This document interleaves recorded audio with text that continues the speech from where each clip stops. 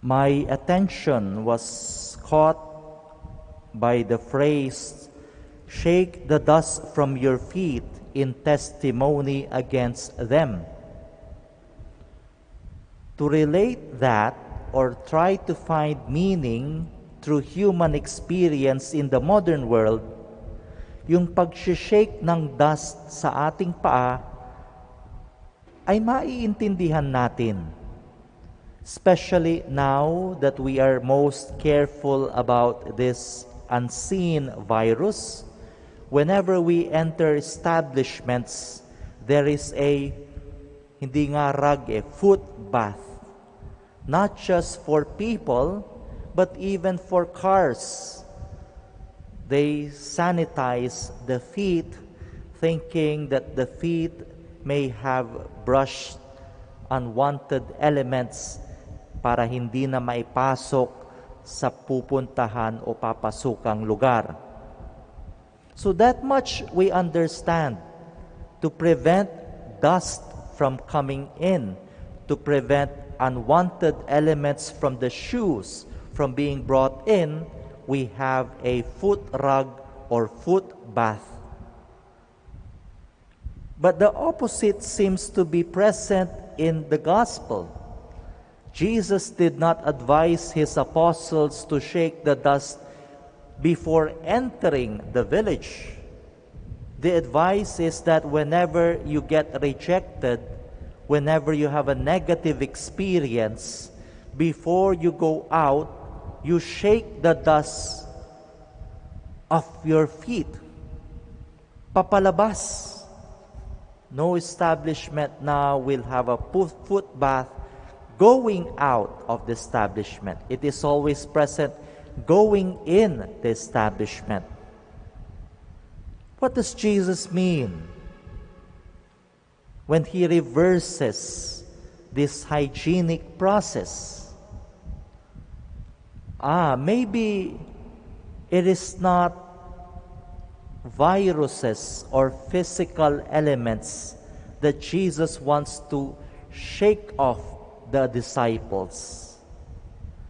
Being a preacher himself and being rejected himself, Jesus knows the uneasy feeling of someone who has been rejected or wronged. And if the disciples get rejected in one village and they feel anger and they feel dejected and they have negative feelings, will it not be unfair and tragic to bring these negative feelings, to bring this anger to the next town na wala pa namang ginagawang kasamaan sa kanila, na wala pa namang pinapakitang rejection sa kanila? If the disciples do not shake off the negative feelings, the anger, the hatred, the feeling that they want to do revenge in that town, then the preaching of the gospel will eventually be a disastrous process for the church.